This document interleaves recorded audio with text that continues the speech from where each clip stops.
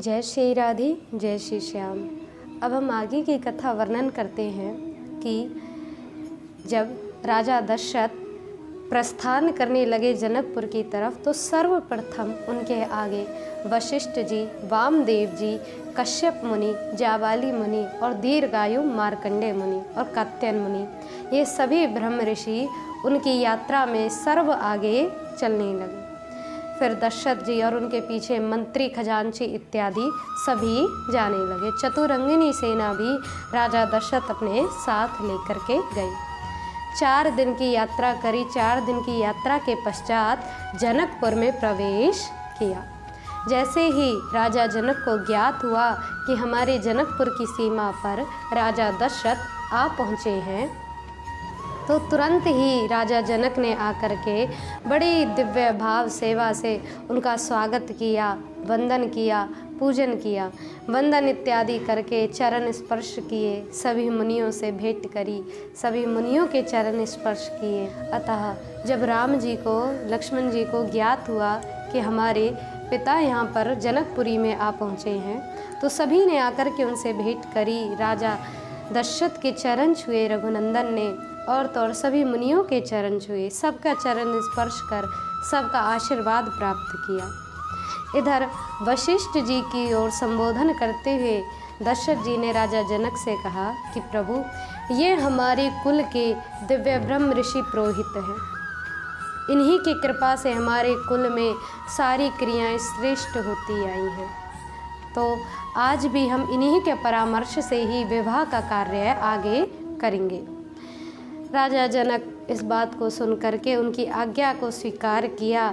वशिष्ठ जी ने इक्ष्वाकु कुल की वर्णनता करी, संपूर्ण इक्ष्वाकु कुल के बारे में बताया कि कितने कितने दिव्य राजा इस इक्ष्वाकु कुल में हुए हैं। राजा इक्ष्वाकु जिनके नाम पर ये दिव्य कुल है, राजा रघु जिनके नाम पर इस वंश को रघुवंश कहा जाता है, और तो इस वंश में राजा अम्बरीश हुए, राजा नभग नाभाग हुए, और तो इस वंश में राजा प्रामीण हुए, राजा खड़वांग हुए, राजा प्रतापी हुए। इस वंश में और भी अनेकों राजाओं का वर्णन किया गया कि इस वंश में राजा भागीरथ हुए, जिनकी कृपा से गंगा इस पृथ्वी लोक पर विचरण करती है।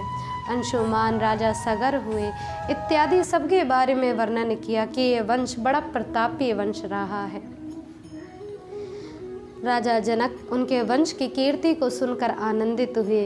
अब कहा वशिष्ठ जी ने, तुम अपनी पुत्री का विवाह इस वंश के पुत्र, इस वंश के दिव्य रघुनंदन के साथ करने के लिए तैयार हो। ये बात सुन राजा जनक ने शीश झुका करके कहा कि प्रभु, हम अब अपने वंश का वर्णन करते हैं कि जिस वंश में हमारा जन्म हुआ है, जनक वंश, ये राजा निमि का वंश। पूर्वतः राजा निमि हुए।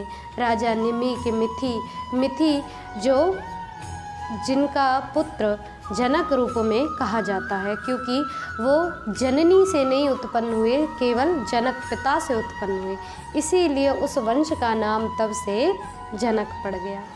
इसी जनक वंश में धृत कीर्ति हुए, कीर्तिमान हुए, सुकेतु हुए। आगे इस वंश में स्वर्ण रोमा हुए, हृषभ रोमा हुए, और उन्हीं हृषभ रोमा के पुत्र हम, बड़ा ज्येष्ठ पुत्र मैं शीरध्वज और मेरा छोटा भाई कुशध्वज। ये बात सुनकर बड़े आनंदित हुए। अब तो वशिष्ठ जी से राजा जनक ने जब अपने वंश की वर्णनता करी तो कहा कि महाराज, मैं अपने छोटे भाई कुशध्वज को भी यहाँ पर बुला लेता हूँ। सांकाश्या नगरी में कुशध्वज रहा करते थे। सांकाश्या नगरी के ओर दूत को भेजा और कुशध्वज को बुलवाया।